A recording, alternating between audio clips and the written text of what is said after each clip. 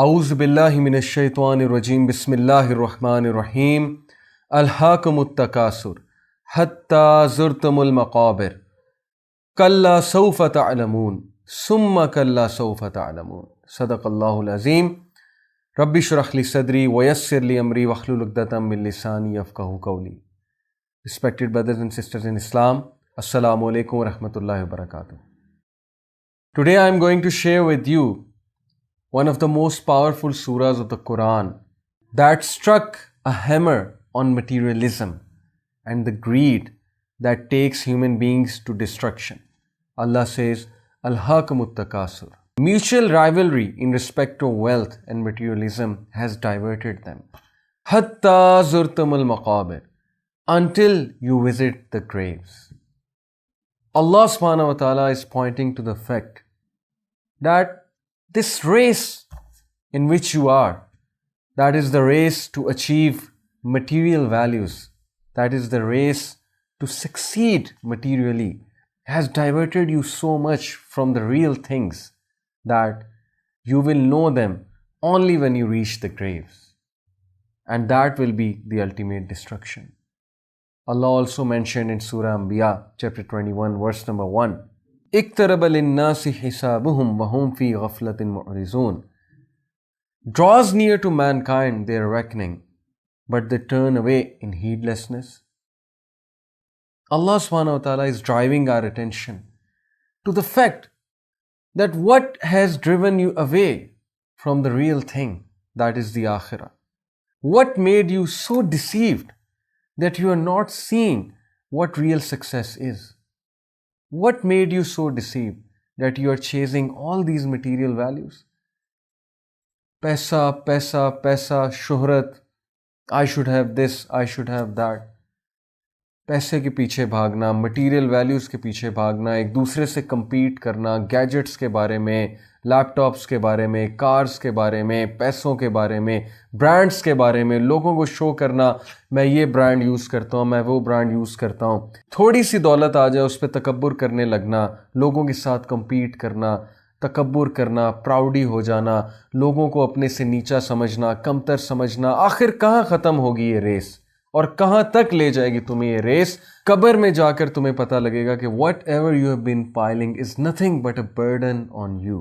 اور اس دن ہمیں پتہ لگے گا کہ we miss so much chances, we miss so much opportunities that in those opportunities we could have gained so much rewards, we could have pleased Almighty Allah, but we missed all those chances.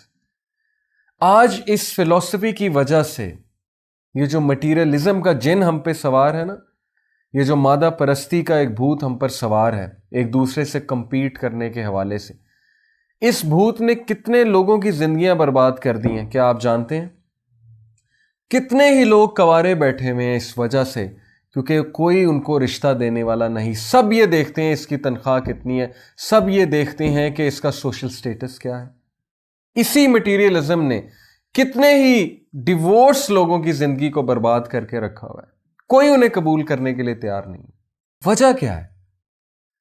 وجہ یہی ہے کہ ہم نے کچھ criterias بنا لی ہیں، جو کرائٹیریاز اللہ اور اس کے رسول نے نہیں دیے، جو کرائٹیریاز برسوں سے چلے آ رہے ہیں، جو کہ ہمارے انجسٹ کسٹمز ہیں، ہمارا ایک کلچر ہے، جس کلچر کی وجہ سے زندگیاں برباد ہو رہی ہیں، جس کلچر اور انجسٹ کسٹمز کی وجہ سے زندگیاں برباد ہوتی رہیں گی جب تک ہم لوگ ریئلائز نہیں کریں گے جس طرف قرآن ہماری توجہ مرکوز کرانا چاہتا ہے. اور وہ کیا ہے کہ خدا کے لیے مٹیریلزم میں اتنا نہ کھو جاؤ کہ تم اصل چیزوں کو بالکل بھول جاؤ. لوگوں کے لیے آسانی کریٹ کرو. اس جنگ سے نکلو، اس مٹیریلزم سے نکلو. جو بھی اس کے پیچھے گیا ہے اس کو اس نے برباد ہی کیا ہے، بے سکون ہی کیا ہے. اور جو بھی اللہ تعالیٰ کی یاد کے پیچھے گیا ہے اس کو سکون ہی ملا ہے. تو اللہ تعالیٰ کہتے ہیں کہ انہیں قبر میں جا کر پتہ لگے گا کہ انہوں نے کیا بیج بویا تھا. آج اسی سوچ کی وجہ سے، مٹیریلزم کی وجہ سے، ایکسیس آف مٹیریلزم کی وجہ سے ہم اتنے مادہ پرست ہو چکے ہیں. اس کی وجہ سے کتنے لوگ کی زندگی برباد ہو رہی ہے. کل کیا منہ دکھائیں گے ہم اپنے نبی صلی اللہ علیہ وسلم کو؟ کیا جواب دیں گے رسول اللہ صلی اللہ علیہ وسلم کو جب وہ ہم سے پوچھیں گے کہ میں نے تو اپنی امتیوں کو یہ سکھایا تھا کہ لوگوں کے لیے آسانی پیدا کریں، ہم کیا جواب دیں گے کہ ہم نے لوگوں کے لیے آسانیاں پیدا کی یا لوگوں کے لیے مشکلیں پیدا کی؟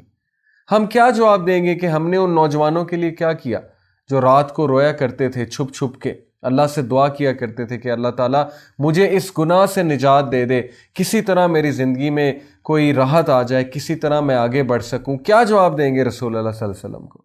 ہمارے رسول اللہ صلی اللہ علیہ وسلم ہمیں کہیں گے کہ یہ کام تو ابو جہل کا تھا، مسلمانوں کے لیے مشکلات کریٹ کرنا، تم کس طرف چل پڑے ہو؟ کیا میں دین اس لیے لے کر آیا تھا؟ کیا میں نے پتھر اس لیے کھائے تھے کہ بس نمازیں پڑھ لو اور لگے رہو اپنی دنیا میں، لگے رہو دنیا کو جمع کرنے میں، لگے رہو مال و دولت بنانے میں، لگے رہو ایک دوسرے سے سوشل سٹیٹس میں مقابلہ کرنے میں؟ کیا اس لیے میں لڑا تھا؟ کیا اس لیے میں نے غزوائیں لڑی تھی؟ اگر دین اتنا ہی آسان تھا، اسلام اتنا ہی آسان تھا، تو پھر کیوں پتھر کھائے ہمارے نبی صلی اللہ علیہ وسلم نے؟ My dear brothers and sisters, please think, دین اتنا آسان نہیں، چینج اتنی آسان نہیں، سوسائٹی اتنی آسانی سے چینج نہیں ہوگی، سوسائٹی قربانیوں سے چینج ہوگی، سوسائٹی تب چینج ہوگی جب آپ جیسے نوجوان کھڑے ہوں گے، جب آپ جیسے نوجوان رسول اللہ کی سیرت کو اپنائیں گے، سوسائٹی تبھی چینج ہوگی۔ تبدیلی اتنی آسان نہیں ہے، ہمارے نبی نے تبدیلی کے لیے پتھر بھی کھائے، ہمارے نبی نے تبدیلی کے لیے طعنے بھی سنے، ہمارے نبی نے تبدیلی کے لیے رشتہ داروں سے آئسولیشن بھی برداشت کی۔